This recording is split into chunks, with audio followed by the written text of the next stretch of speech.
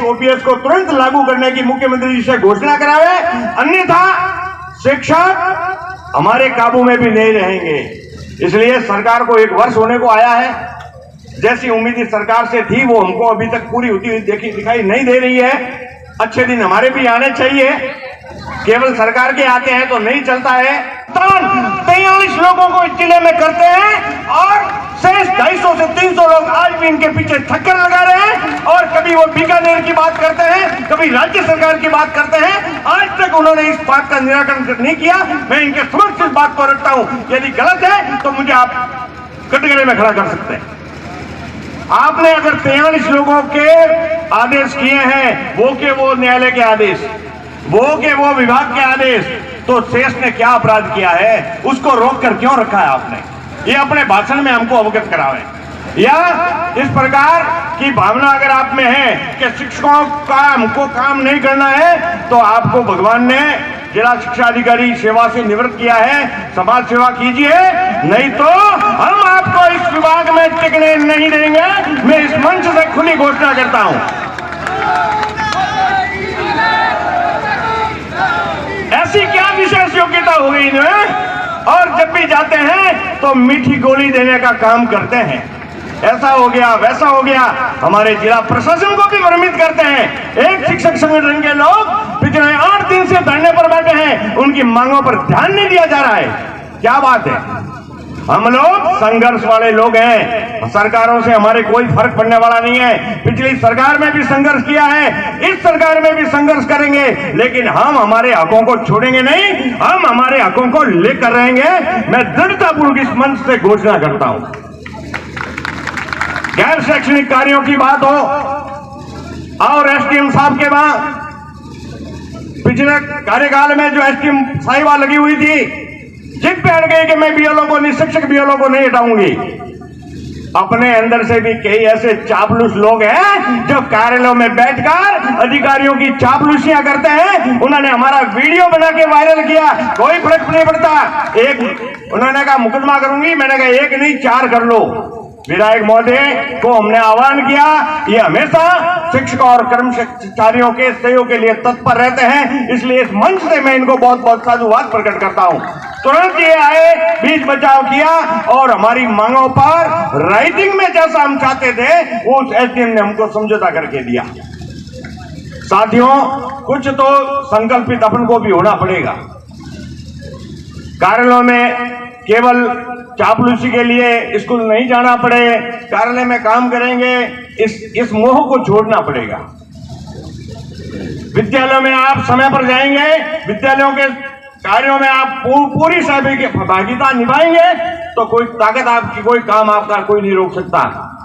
और दृढ़तापूर्वक संघर्ष करें। कोई काम अगर कार्यालय का कार्मिक या अधिकारी नहीं करता है, आप संगठन के हमारे नए जोशीले अध्यक्ष आदरणीय हीर सिंह जी राठौड़ आए हैं, आदरणीय कपूर सिंह जी राजपुरोहित हैं, इनको अवगत कराओ, आपका काम उनको करना होगा।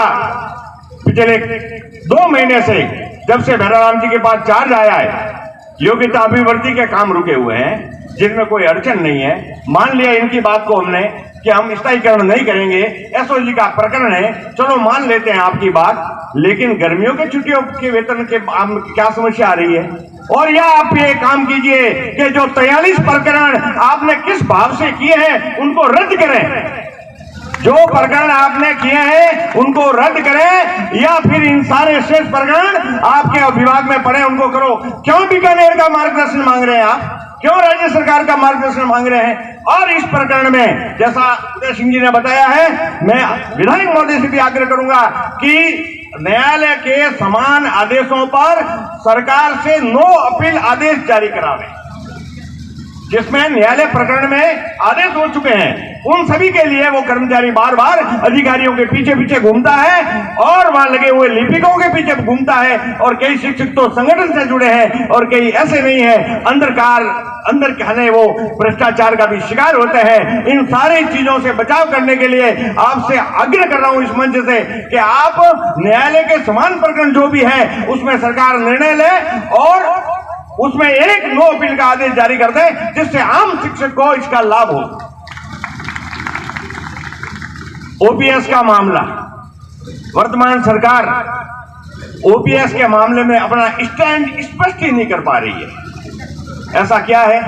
बार बार मंत्रिमंडलीय बैठकें हो रही है, लेकिन ये अवगत नहीं हो पा रहा है। और आपके इस चक्कर में हमारी भी स्थिति बड़ी विकट होती जा रही है। और विकट इसलिए हो रही है कि हम विचार परिवार के लोग हैं। हम हमारे उच्च नेतृत्व से बात करते हैं तो कभी आपको नहीं बोलना है।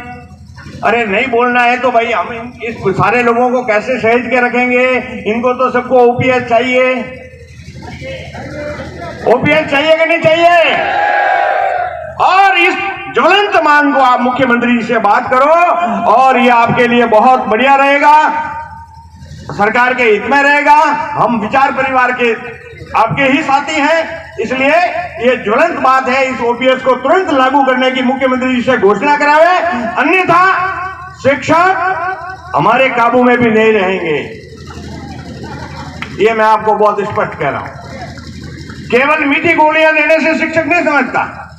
ये हम बड़े भोले होते हैं, जहां सरकार लगाती है काम कर लेते हैं। हमारे पास में जैसा मोहन जी भाई साहब ने बताया कि 20 नहीं, हमारे पास में तो ऐसे ऐसे 50 कार्य हैं जो हम पढ़ाने के अलावा करते हैं। जहां कोई नहीं मिला तो गुरुजी मिल लिए, और उसके बाद में आप अपेक्षा करते हो कि आपको परिणाम मिले। कैसे परिणाम मिलेगा? आज आकोली के विद्यालय में विधायक महोदय और शिक्षा मंत्री महोदय के हाथों से उद्घाटन हुआ था। जिस भामाशाह ने 4 से 5 करोड़ रुपए खर्च किए हैं, वो अपना सिर पीट रहा है कि आज तक उसको प्रिंसिपल प्राप्त नहीं हुआ। ये बड़ी दुखद स्थिति है। संस्था प्रदान के बिना कैसे संस्था चलेगी? आज प्रिंसिपल कई विद्यालयों में नहीं है। बिना संस्था प्रदान के, बिना व्याख्याताओं के, बिना मानवीय संसाधनों के विद्यालय कैसे चलेगा? इसलिए सरकार को 1 वर्ष होने को आया है। जैसी उम्मीद इस सरकार से थी वो हमको अभी तक पूरी होती हुई दिखाई नहीं दे रही है। अच्छे दिन हमारे भी आने चाहिए। केवल सरकार के आते हैं तो नहीं चलता है। हमने भी महापंचायत करके लोकमत परिष्कार का कार्य किया है और लोकमत बढ़ाकर आपको सरकार के रूप में विराजमान करवाया है। तो आपका भी धर्म बनता है कि हम शिक्षक वर्ग का जो विचार परिवार के लोग हैं उनको प्रदेश स्तर पर सुने और आग मीचकर उनके पक्ष में निर्णय प्रदान करें। तब तो आपकी सरकार है, नहीं तो हमारे लिए तो वो और आप दोनों बराबर है। ओड़ा ही बढ़िया ने आते बढ़िया, ओड़े बढ़िया ने आते बढ़िया। आप बात नहीं होनी चाहिए। और आप सभी लोग पधारे। मैंने शिक्षकों के मन की बात को रखने का इस मंच से प्रयास किया और मुझे आशा है कि लोकप्रिय विधायक जी हमारी बात को शिक्षा मंत्री जी के सामने भी रखेंगे।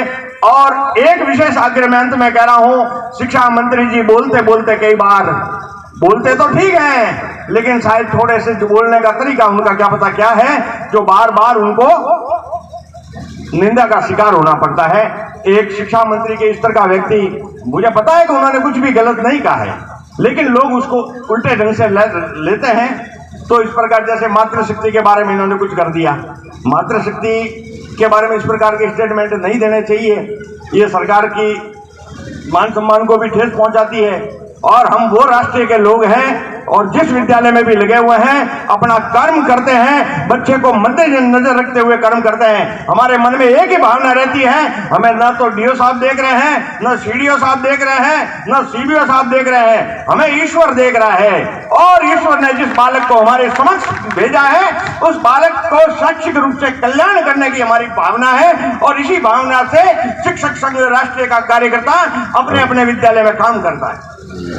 आपने मुझे सुना, बोलने का अवसर दिया। 5 वर्ष तक मैंने आप लोगों की पूरी सेवा करने का प्रयत्न और प्रयास किया। आगे भी अगर मेरी आवश्यकता आप समझेंगे, संगठन जब भी आह्वान करेगा, मैं हमेशा आप लोगों की सेवा के लिए तत्पर रहूंगा। जय भारत, जय संगठन।